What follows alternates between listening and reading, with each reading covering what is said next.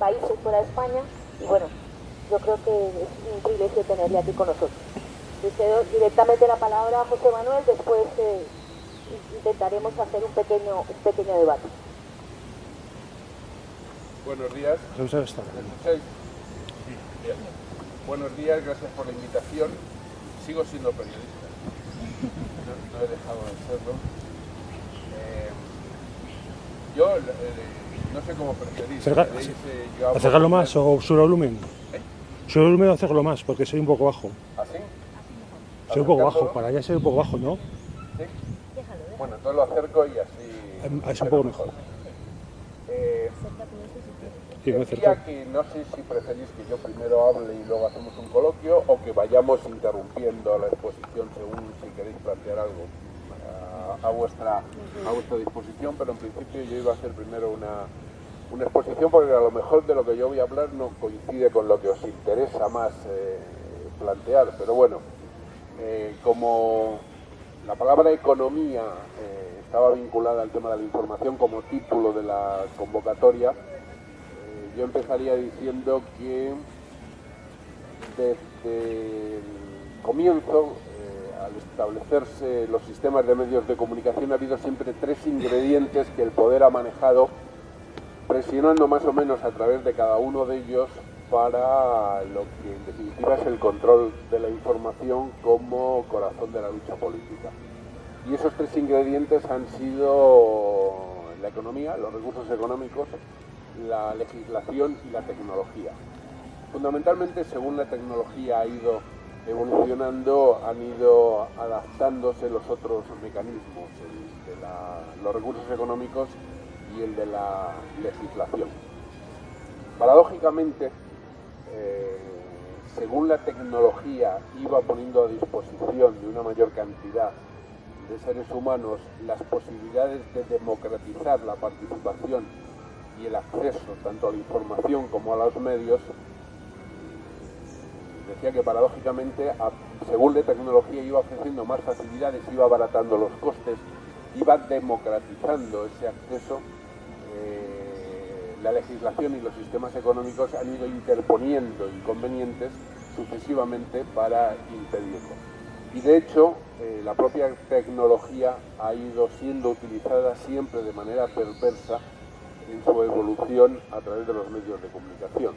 Por poner un ejemplo fácil de entender, al principio con la prensa había que enseñar a leer, porque si no, los periódicos no cumplían su función, que eran, como han sido siempre, fundamentalmente de divulgación de noticias y también de información económica, que luego se convirtió en publicidad. Por lo tanto, para que el periódico funcionara, había que enseñar a leer a los ciudadanos, y eso era el primer paso en la alfabetización y en la creación de una audiencia crítica.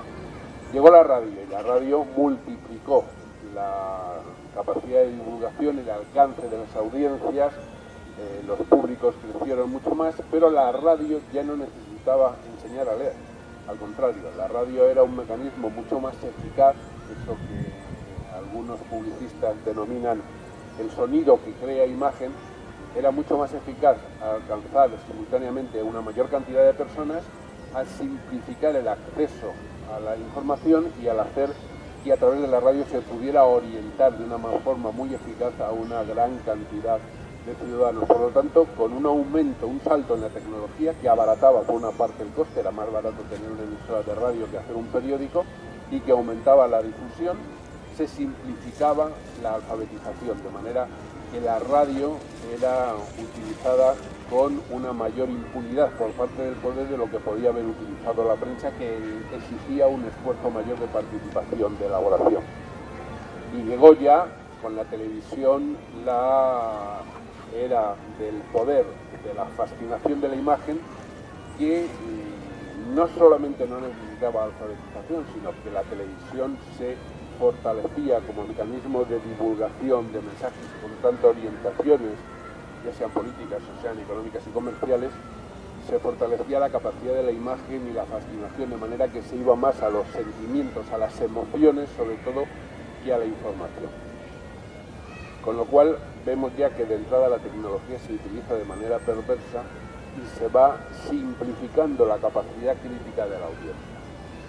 La combinación de la tecnología, de la legislación y del acceso a los recursos económicos, si se hubiese planteado de una forma democrática, podría haber permitido los tres ingredientes que deben ser fundamentales en un sistema democrático de comunicación, que es el establecimiento del concepto de servicio público. La información debería estar al mismo nivel de los 5 servicios públicos fundamentales: la educación, la sanidad, la justicia, la seguridad y la información. Estos son los servicios públicos fundamentales que muchas veces se nos olvidan cuando reclamamos la recuperación o la defensa de los servicios públicos.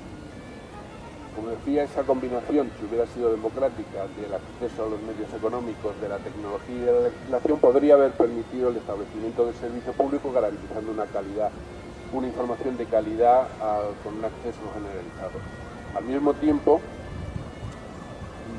se podría haber garantizado un acceso en el mundo de los negocios con una mayor capacidad de control y de democratización, pero lo que se estableció fue que los grandes medios de comunicación fueran empresas en las que, como en casi todas, la democracia no penetra, y por lo tanto, a mí siempre cuando me preguntan ¿y cómo funciona un medio de comunicación y por qué hace esto, otro?, yo siempre contesto lo mismo: ¿tú dónde trabajas? ¿En tu empresa hay un funcionamiento democrático? No, pues en los medios de comunicación sucede exactamente lo mismo. Y en tercer lugar, que hubiera sido lo más importante, el abaratamiento de la tecnología y una buena legislación hubiera permitido el desarrollo de las iniciativas sociales. Es decir, que la inmensa mayoría de los ciudadanos hubieran tenido la oportunidad de tener acceso a la información y de tener acceso a los medios, ya fuera a través de servicios públicos, ya fuera a través del establecimiento de sus propios medios de comunicación. En 1975, por situarnos en lo que ha sido desde la transición el escenario de los medios de comunicación en España, decía que en mil... El volumen, la receta volumen. Un poco más cerca. El volumen, ¿no hay volumen? ¿Tiene más? Está al tope. Ahí mejor. Decía que en España coincidió en 1975 con el inicio de la transición, que lo que fue el primer gran poder de la globalización, la Comisión Trilateral, estableció a través de uno de sus documentos más conocidos, estableció lo que consideraba un principio fundamental para evitar lo que ya entonces se denominaba el exceso de la democracia, los excesos de la democracia. ¿Cómo se podía intervenir desde los poderes? Pues limitando, controlando el acceso a la información. Esa fue una política generalizada que se fue transformando según se desarrollaba la tecnología en todo lo contrario, pero con los mismos objetivos. Es decir, se pasó de restringir la divulgación de determinadas informaciones a convertir la información en una cascada de ruidos, de aparentes noticias, en una inundación de datos que producían una sensación de agobio más que una sensación de conocimiento. La información que sirve, la información útil, es aquella que se convierte en conocimiento, es decir, la información que se recuerda, que se convierte en conocimiento y que por lo tanto permite establecer criterios de interpretación de la realidad y de actuación sobre ella. Bueno, aquel documento famoso de la Trilateral sobre los excesos de la democracia se convirtió posteriormente en dos vías. Una, la acumulación de poder en grandes corporaciones de medios de comunicación, y el hecho de inundar a las audiencias y a los públicos de una gran cantidad de supuesta información, pero que en la mayor parte sucede como sucede con el agua. Es decir, las dos cosas más abundantes en el mundo son el agua y la información, pero en un caso y en el otro, la mayor parte del agua de la información o está congelada o está contaminada, es decir, no es potable. El problema de la información que se recuerde y que se convierte en conocimiento es que sea información potable, es decir, que sea apta para el consumo humano, que no esté contaminada, que es lo que se ha producido en la medida que simultáneamente se controla una parte de la información y se inunda con otra, pero que no es potable, que es contaminada, que es información venenosa. En el caso de España hemos visto cómo en todo el proceso de la transición se ha ido estableciendo un sistema de medios de comunicación que tuvo, como la propia transición, un comienzo basado en algunas mentiras, ¿no? Y uno de los dos argumentos más tramposos que en la transición se utilizaron desde el principio era que la transición demostraba la gran madurez política del pueblo español, cosa imposible después de 40 años de dictadura. Y por otra parte, la gran contribución al proceso de democratización de los propios medios de comunicación, cosa que tampoco fue cierta, más allá del esfuerzo de determinados periodistas o grupos editoriales durante un cierto tiempo, porque los medios, en la medida en que se iban convirtiendo en empresas y que tenían mayor capacidad de influencia y mayor poder, se iban transformando en empresas, esas empresas en corporaciones, y se iban estableciendo redes que comunicaban los periódicos con las radios, con las emisoras de televisión, con las editoriales, con las empresas de marketing, en lo que se llama la integración vertical y horizontal, es decir, tener medios parecidos en distintas localidades y tener luego medios diferentes, pero siempre del ámbito de la comunicación establecidos entre sí. Es decir, tener una editorial, una empresa de cine, una empresa de audio, un periódico, una televisión, una radio, una empresa de publicidad, una empresa de relaciones públicas, una empresa de marketing. Todo eso establece lo que se llaman los multimedia, que es una red de articulación. Y eso requería una fuerza económica para poder mantenerlo, y creó además esa articulación en redes con intereses políticos y económicos en el transcurso de la transición, una complicidad entre el poder político y el poder editorial, el poder de los medios de comunicación, que consistía en que los medios de comunicación facilitaban la gestión de los gobernantes dosificando las críticas, a cambio de que los gobernantes establecieran un sistema de legislaciones que permitían subvenciones, ayudas, protecciones, que facilitaban la supervivencia económica de esos medios de comunicación. La información en su vertiente económica ha padecido en los últimos años uno de los peores daños en esa idea tan difundida y tan falsa de que la información es gratuita, de que no cuesta dinero, ¿no? Voy a ver si trato de explicar cómo la información es el único producto de gran consumo que pagamos todos, aunque no lo utilicemos. Es decir, la información se paga o se puede pagar de tres maneras. Directamente, lo que entendemos como el pago de una parte de lo que cuesta un periódico al comprarlo en el kiosco, o bien a través de los impuestos, ya sean directos, los servicios públicos que se pagan a través de los impuestos entre todos, como la sanidad o la educación, o de los impuestos indirectos, es decir, los impuestos al consumo.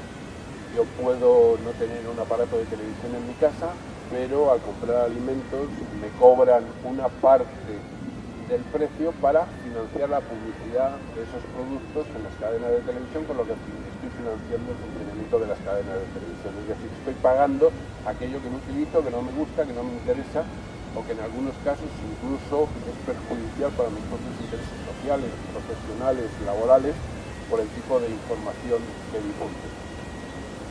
Ese ingrediente económico, por lo tanto, ha venido condicionando en paralelo al ingrediente de las legislaciones de la siguiente manera. En un origen, y esto es otra tremenda paradoja,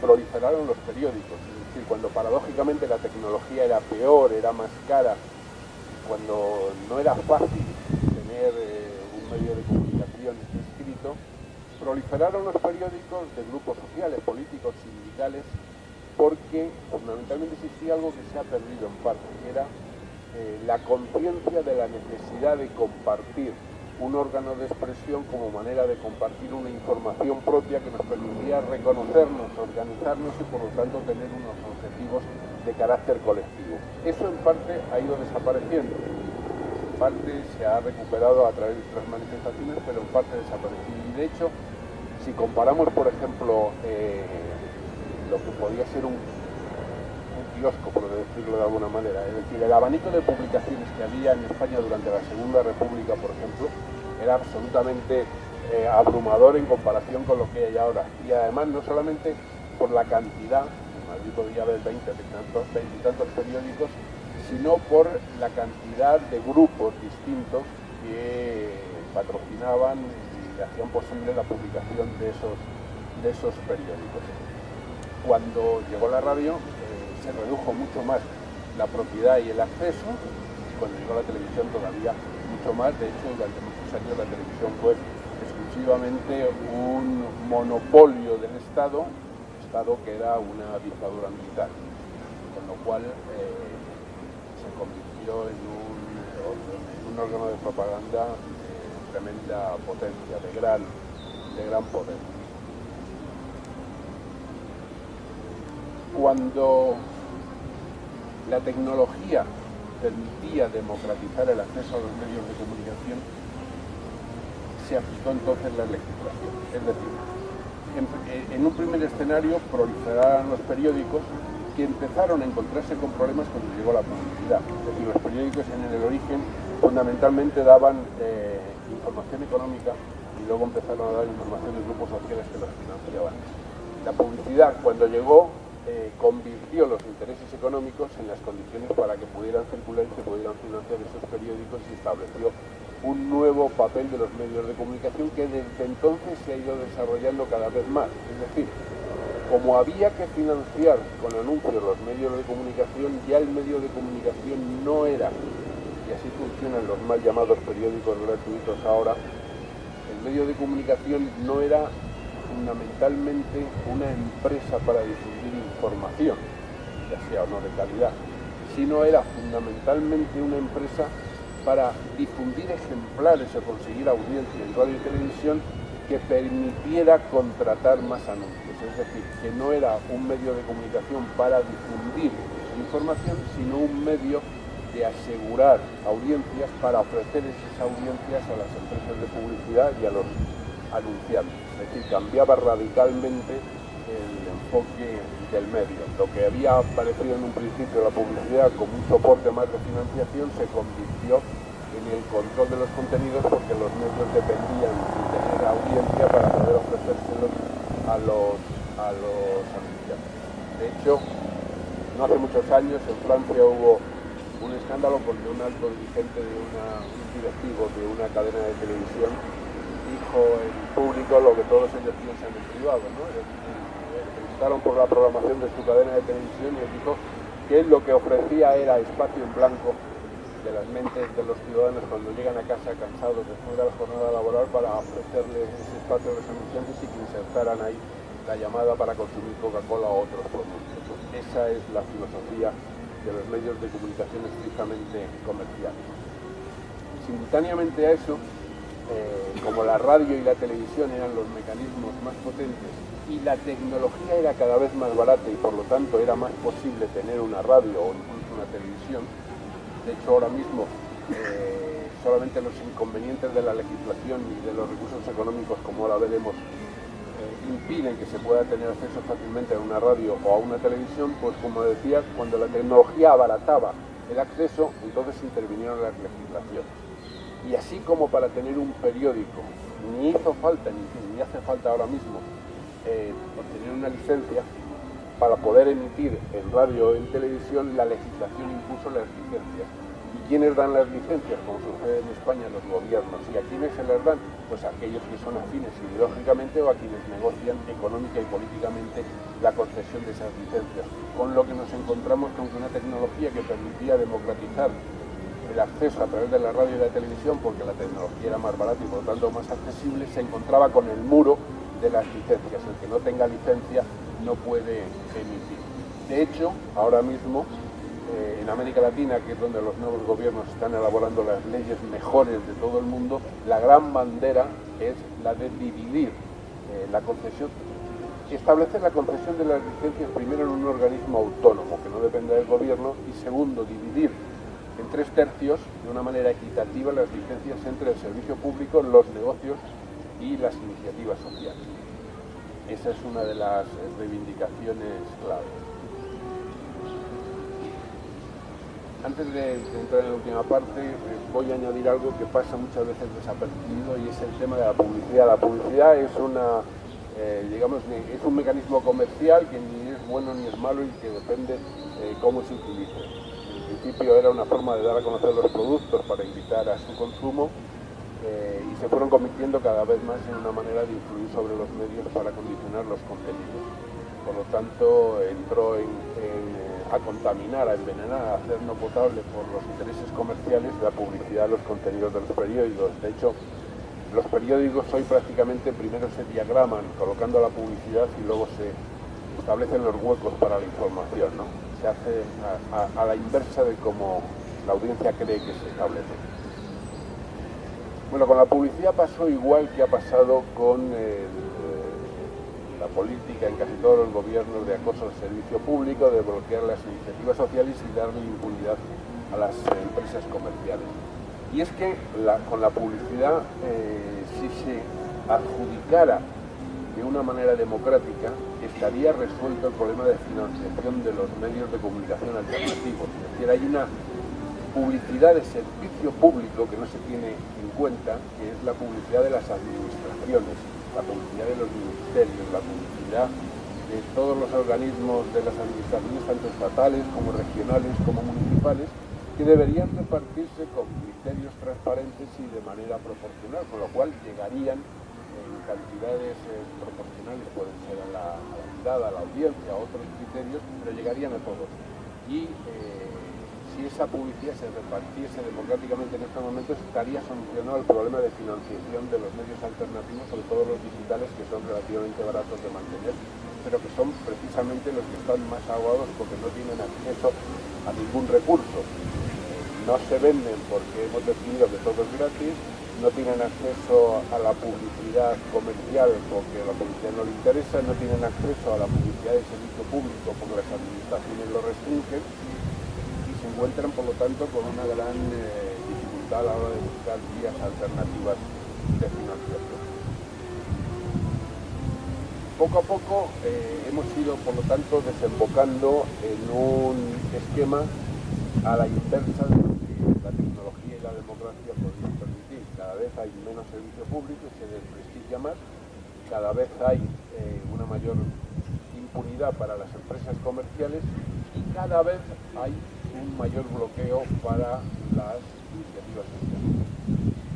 Yo he traído para luego lo dejaré para el que le interese que le eche un vistazo, si queréis reproducir los dos documentos que son muy interesantes y que están teniendo muy poca difusión, que son en estos momentos donde se están elaborando legislaciones más progresistas sobre los medios de comunicación y su democratización es en América Latina.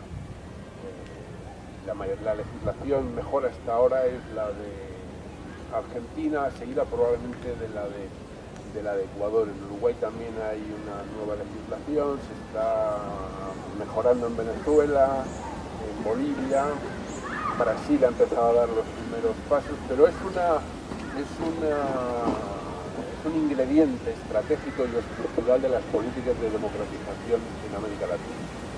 Y curiosamente, por primera vez en un proceso de negociación de una guerrilla con un gobierno, en el caso de Colombia, de las FARC, por primera vez los insurgentes han introducido la propuesta de democratización de los medios de comunicación y han hecho el mejor documento que ha hecho jamás la izquierda en ningún otro proceso, ya sea de gobierno o de oposición. Un documento que os voy a dejar aquí en una copia para que le echéis un vistazo. Y simultáneamente en España, en el escenario donde podríamos dar un paso que sirviera de ejemplo para introducir esos mecanismos de democratización de los medios de comunicación, el Foro Andaluz de la Comunicación ha hecho un documento que ha mandado al gobierno andaluz porque en el programa del gobierno de coalición de Izquierda Unida y del PSOE existe el compromiso de hacer una nueva ley audiovisual y sería esta la oportunidad de demostrar cómo se pueden hacer las cosas de otra manera, pero desgraciadamente no está en las prioridades de ese gobierno y solamente se ha anunciado que se debatirá el proyecto de ley a lo largo del año que viene en el Parlamento de Andalucía. Pero este foro andaluz, tomando en buena medida las iniciativas de los gobiernos de América Latina, ha enviado un documento con una serie de puntos que son también muy importantes y es probablemente el documento más avanzado que en ese sentido se ha hecho en España y del cual también os voy a dejar una copia para el que tenga interés lo pueda reproducir y lo pueda consultar. Y hago esta doble referencia a América Latina y a la política de comunicación para ir terminando, porque en España, lamentablemente, en prácticamente todos los programas que yo conozco de organizaciones políticas y de organizaciones sindicales e incluso de organizaciones sociales, se comparten dos errores que a mí me parecen muy graves, que son hablar de la política de comunicación siempre al final de los programas, siempre de modo general, siempre de pasada y siempre como si fuera un problema sectorial, en lugar de entender que la comunicación es un elemento, debe ser un elemento estructural y un elemento estratégico en cualquier propuesta política. Es decir, la comunicación es la política y sin política de comunicación no hay comunicación de la política. Por lo tanto, si os tomáis la molestia de consultar programas políticos, programas electorales, veréis como siempre se habla de comunicación en las últimas páginas de manera general y como haciendo una denuncia de esos medios de comunicación terribles que van contra nosotros, pero sin hacer propuestas, sin ver cuáles son los mecanismos por donde hay que meter la cuchara, cuáles son las batallas que hay que dar y por dónde hay que empujar para conseguir que determinados recursos se abran y que a través de brechas se pueda ir transformando el sistema de los medios de comunicación. Y esos mismos programas tienen un error que también repiten colectivamente, que es hablar de América Latina, lo que está sucediendo allí solamente en términos de solidaridad. Y nos solidarizamos con los compañeros de los países de América Latina que están llevando a cabo la segunda independencia, en lugar de empezar los programas al principio por el reconocimiento de lo que tenemos que aprender de esas experiencias donde han sido los movimientos sociales los que han cambiado en gran medida las circunstancias y han hecho posible crear nuevos tejidos sociales de solidaridad y de participación, de los cuales han emanado a veces, incluso en contradicción, los llamados gobiernos progresistas, que cada uno tiene sus peculiaridades y sus grises, oscuros o blancos, ¿no? Pero ese proceso de los movimientos sociales hacia los nuevos gobiernos con cambios constitucionales en casi todos los casos y que tienen en el corazón de sus propuestas como elemento estratégico y estructural el tema de la comunicación, debería servirnos de referencia, por lo menos de reflexión. Pero en los programas, desgraciadamente en España, se sigue padeciendo el mal del eurocentrismo, se habla solamente en términos de solidaridad de América Latina, poco se conoce de lo que de verdad están haciendo y el tema de la comunicación se deja en las últimas páginas casi de soslayo y para acumular programa tras programa siempre lugares comunes, términos generales y denuncias que no plantean auténticos procedimientos de búsqueda de esfuerzos para cambiar las cosas. Dicho esto, y como el titular al principio era lo de la economía de la información, termino en la red, en un nuevo escenario, ¿no? Cuando llegó Internet nos dijeron que era la democratización universal y definitiva del acceso a la información.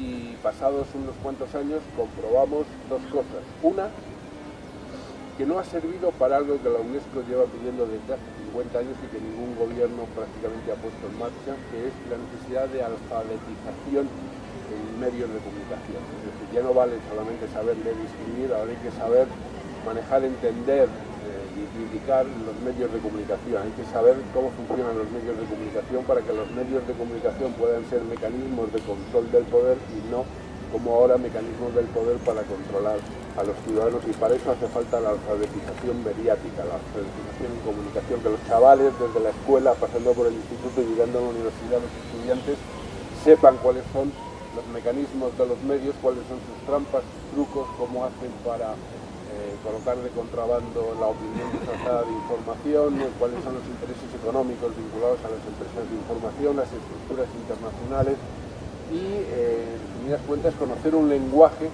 para que podamos conseguir información potable, información no contaminada, información que no sea venenosa. En segundo lugar, vemos que a pesar de las posibilidades de la tecnología y a pesar de la gran herramienta que supone como elemento de comunicación, de establecimiento de complicidades, de establecimiento de redes sociales, de establecimiento de convocatoria, de mecanismos de participación, de intercambio de información, sin embargo, para la inmensa mayoría de las poblaciones todavía esa tecnología no es nada más que una auténtica cascada de ruidos, de supuestas noticias, pero sigue haciendo, y es cada vez más necesario, sigue haciendo falta el proceso básico que convierte a la información potable, la información en conocimiento, es decir, la selección, el resumen, la elaboración, y para eso hace falta medios de comunicación. Y en tercer lugar, Internet ha difundido el criterio de que la información debe ser gratuita. La información es algo que cuesta dinero y cuesta esfuerzo. Es decir, para informarse hay que tener recursos, hay que tener tiempo y hay que dedicar esfuerzo para conseguirlo. El tema económico es fundamental, pero también lo es la dispersión y la fragmentación. Les pongo un ejemplo. La experiencia de Público demostró que un periódico puede sobrevivir si los lectores lo compran, y si los lectores lo pagan. Si lo que hacemos es simplemente consumir a través de Internet, en la web del periódico, información gratuita, pues puede irse al carajo cualquier iniciativa. Aquel periódico desapareció porque no consiguió créditos e inversiones para aproximadamente entre 3 y 5 millones de euros. Mientras, una corporación como Prisa sobrevivía con su poder y sus relaciones con el poder, acumulando una deuda de 5.000 millones de euros. Es decir, si los poderes financieros quieren mantener la existencia de una empresa de comunicación en complicidad con el poder, endeudada hasta las orejas, no tiene ningún inconveniente en hacerlo, porque además ese endeudamiento lleva a lo que ha llevado a Prisa, a tener que vender la mayor parte del negocio a una empresa de estas de fondos de inversión de Estados Unidos, o incluso una parte se la tuvieron que vender al propio Berlusconi, dirigente político italiano, al que el país critica en sus editoriales, pero con el que ha establecido negociaciones para sanear su deuda. El país todavía sigue teniendo unos 3.500 millones de euros de deuda y los bancos siguen sosteniéndolo. Bueno, hay que buscar fórmulas para que una vez que nos convenzamos de que es imprescindible tener nuestros propios medios de comunicación, que hay que defender el servicio público, pero también tener medios de iniciativa social, hay que convencerse de que hay que buscar maneras de financiar, maneras de pagar el trabajo que se hace, maneras de pagar, porque si no nos seguiremos encontrando con que se produce una avalancha de información que no somos capaces de filtrar y que al final produce pues lo que sucede con Internet. Es decir, Internet mayoritariamente, aparte de que la red se utiliza en un porcentaje entre un 60 y un 70% para los negocios y el entretenimiento, en el acceso a la información lo que normalmente se hace, y como se dice en la tecnología, es navegar, pero pocas veces surfear. Es decir, al final, para tener acceso a la información hay que leer. Y el leer en diagonal y el surfear en Internet te puede permitir aparentemente saber de mucho, pero no enterarte de nada. Y eso debilita mucho a la izquierda, a las organizaciones sociales, sindicales y políticas a la hora de realizar una determinada intervención social. No es fácil buscar un mecanismo de financiación, pero a esa dificultad se añade además el proceso de fragmentación al que antes me refería. Cuando Público colapsa como periódico en papel, del la entraña de ese grupo de trabajadores surgen 4 digitales. Claro, con ese proceso de segmentación al final también lo que se produce es una especie de autismo, es decir, con una gran cantidad de oferta en la red, cada uno lee solamente aquello que le gusta leer, nada más que lo que le apetece que le digan y lo que le apetece escuchar, pocas veces confronta y establece posibilidades de debate, de conocimiento por acumulación y contraste, y por lo tanto de establecer la posibilidad de síntesis, de acercamientos, de aproximaciones, y eso desde el punto de vista de la información que se convierte en conocimiento nunca es bueno para procesos de unidad como los que se están buscando ahora mismo en este país, por ejemplo. Terminaría, si os parece, retrocediendo al primer ejemplo que ponía, que era el de la época en el que los grupos sociales sentían la necesidad no solamente de relacionarse directa y personalmente, sino de compartir una capacidad de resistencia que se basaba mucho en obtener una información no manipulada que se identificase con sus problemas cotidianos. Era la época de los periódicos, de los grupos sociales que proliferaban y que paradójicamente se mantenían económicamente, aunque la tecnología era más cara, había menos recursos económicos, incluso la atmósfera política parecía menos propicia, pero había un sentimiento de participación, de solidaridad y de interés común que incluía los procesos de formación en las organizaciones políticas y de información a través de todo tipo de grupos sociales. Una situación que no solamente se quedaba en los periódicos, sino que llegaba también a la industria editorial. Yo es el único ejemplo que conozco, y por eso voy a poner el del Partido Comunista de España.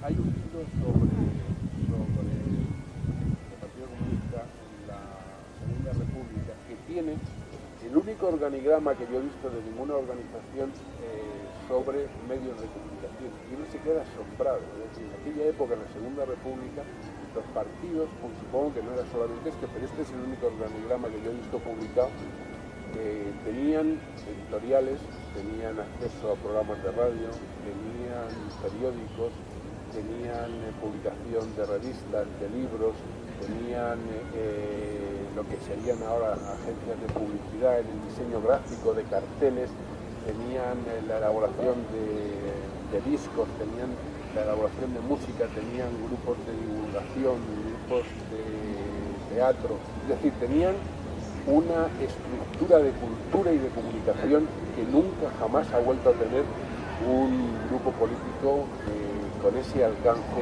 después de la dictadura de Franco, después de aquella experiencia corta pero intensa de la Segunda República. Y de alguna manera la única fórmula de cambiar los sistemas de medios de comunicación es hacer compatible y hacer coincidir los esfuerzos de legislación de gobiernos como los que en América Latina están cambiando el escenario y están recuperando el servicio público, abriendo oportunidades a las emisoras comunitarias, a las iniciativas sociales, están buscando métodos de financiación. Por ejemplo, en España la ley de comunicación audiovisual prohíbe la publicidad para la financiación de iniciativas sociales. En América Latina no solamente están repartidas las licencias, no solamente se da un organismo autónomo su concesión, sino que además se permite todo tipo de financiación para todo tipo de iniciativas, estableciendo una mayor igualdad de oportunidades. Y además se limita la concentración de manera que no se puedan tener una cantidad excesiva de emisoras, una cantidad de publicaciones, o que no se puedan tener al mismo tiempo emisoras de radio, de televisión, un periódico, una revista, en fin, que no se pueda establecer esa red de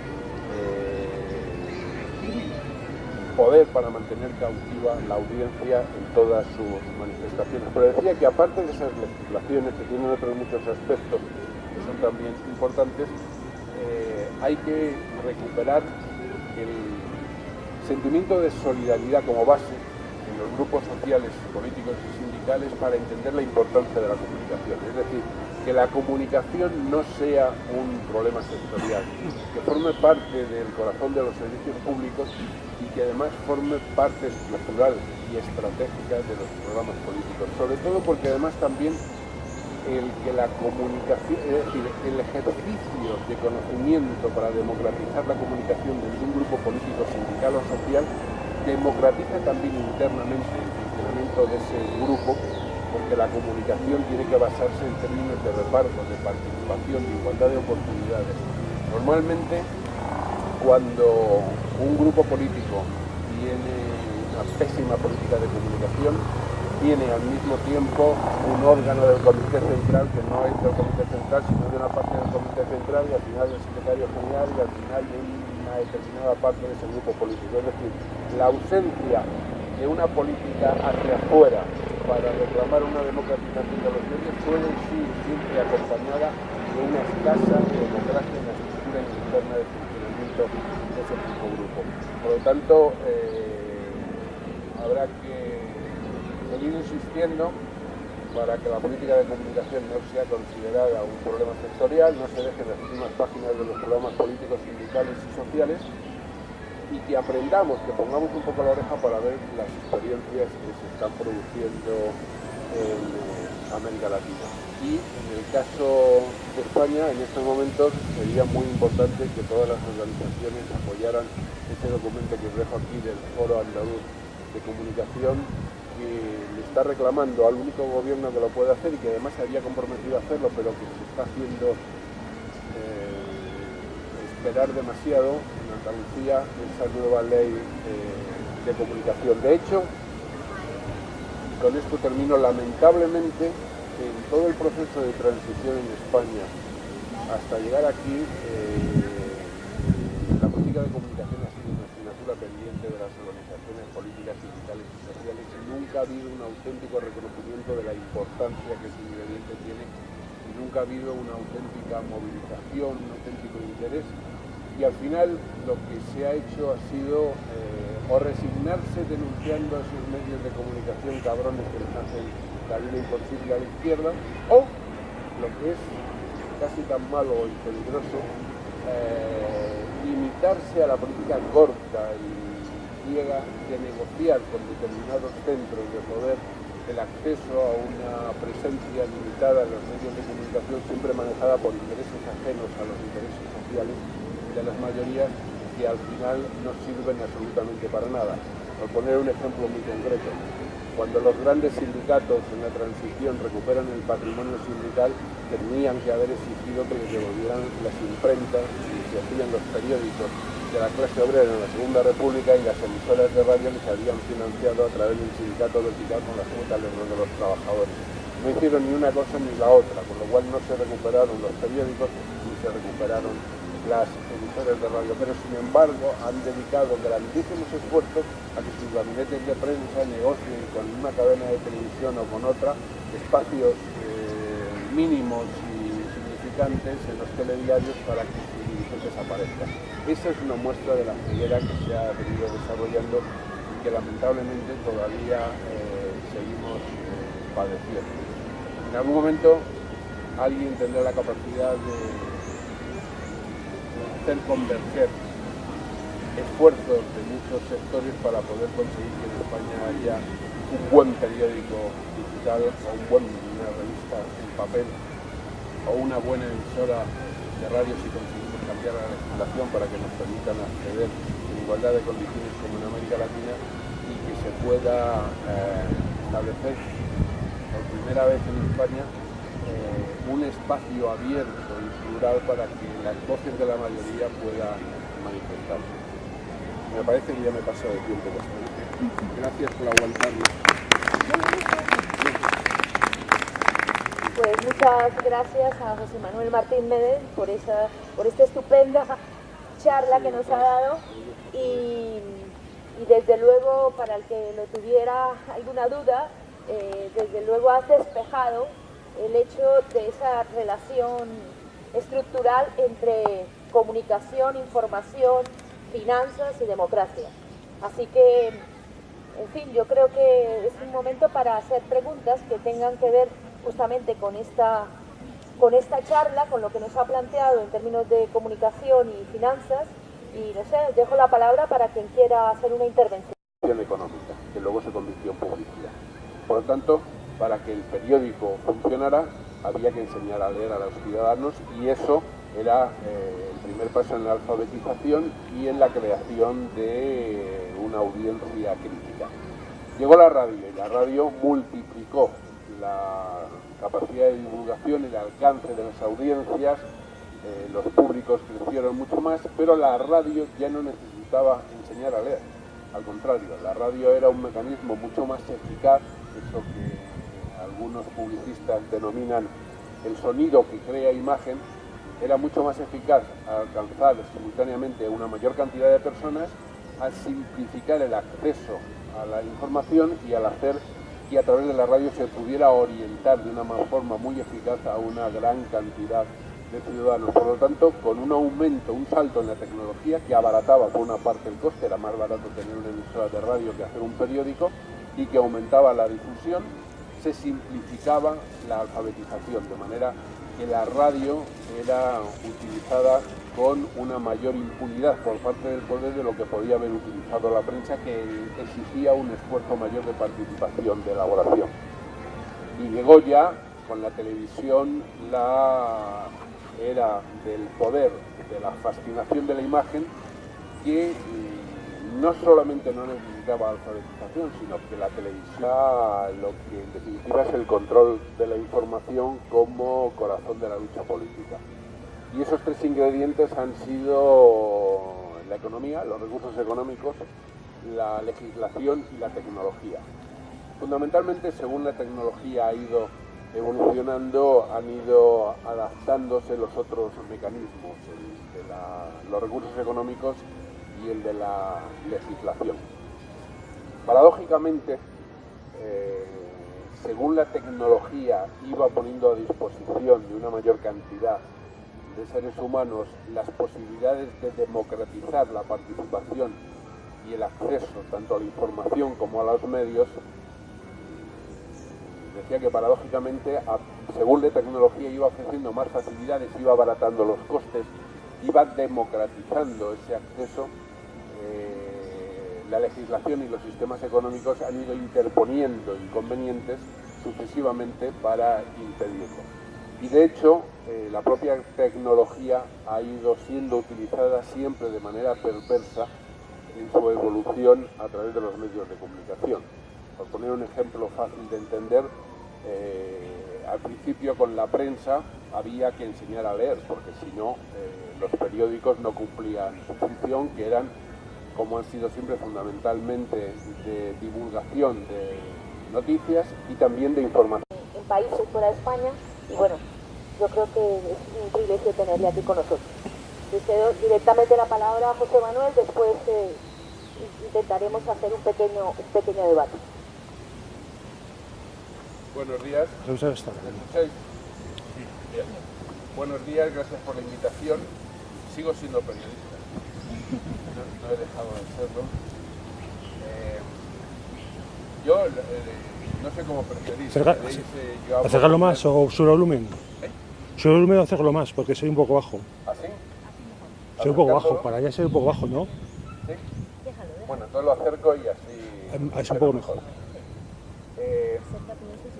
Decía que no sé si preferís que yo primero hable y luego hacemos un coloquio, o que vayamos interrumpiendo la exposición según si queréis plantear algo a vuestra disposición, pero en principio yo iba a hacer primero una exposición, porque a lo mejor de lo que yo voy a hablar no coincide con lo que os interesa más plantear, pero bueno, como la palabra economía estaba vinculada al tema de la información como título de la convocatoria, yo empezaría diciendo que desde el comienzo, al establecerse los sistemas de medios de comunicación, ha habido siempre tres ingredientes que el poder ha manejado, presionando más o menos a través de cada uno de ellos para que se fortalecía como mecanismo de divulgación de mensajes con tantas orientaciones, ya sean políticas o sean económicas y comerciales, se fortalecía la capacidad de la imagen y la fascinación, de manera que se iba más a los sentimientos, a las emociones sobre todo,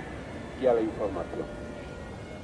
Con lo cual vemos ya que de entrada la tecnología se utiliza de manera perversa y se va simplificando la capacidad crítica de la audiencia. La combinación de la tecnología, de la legislación y del acceso a los recursos económicos, si se hubiese planteado de una forma democrática, podría haber permitido los tres ingredientes que deben ser fundamentales en un sistema democrático de comunicación, que es el establecimiento del concepto de servicio público. La información debería estar al mismo nivel de los 5 servicios públicos fundamentales: la educación, la sanidad, la justicia, la seguridad y la información. Estos son los servicios públicos fundamentales que muchas veces se nos olvidan cuando reclamamos la recuperación o la defensa de los servicios públicos. Como decía, esa combinación, si hubiera sido democrática, del acceso a los medios económicos, de la tecnología y de la legislación, podría haber permitido el establecimiento del servicio público, garantizando una información de calidad con un acceso generalizado. Al mismo tiempo, se podría haber garantizado un acceso en el mundo de los negocios con una mayor capacidad de control y de democratización, pero lo que se estableció fue que los grandes medios de comunicación fueran empresas en las que, como en casi todas, la democracia no penetra y por lo tanto, a mí siempre cuando me preguntan ¿y cómo funciona un medio de comunicación y por qué hace esto, otro? Yo siempre contesto lo mismo: ¿tú dónde trabajas? ¿En tu empresa hay un funcionamiento democrático? No, pues en los medios de comunicación sucede exactamente lo mismo. Y en tercer lugar, que hubiera sido lo más importante, el abaratamiento de la tecnología y una buena legislación hubiera permitido el desarrollo de las iniciativas sociales. Es decir, que la inmensa mayoría de los ciudadanos hubieran tenido la oportunidad de tener acceso a la información y de tener acceso a los medios, ya fuera a través de servicios públicos, ya fuera a través del establecimiento de sus propios medios de comunicación. En 1975, por situarnos en lo que ha sido desde la transición el escenario de los medios de comunicación en España, decía que en mil... El volumen, la receta del volumen. Un poco más cerca. El volumen, ¿no hay volumen? ¿Qué más? Está al tope. Ahí mejor. Decía que en España coincidió en 1975 con el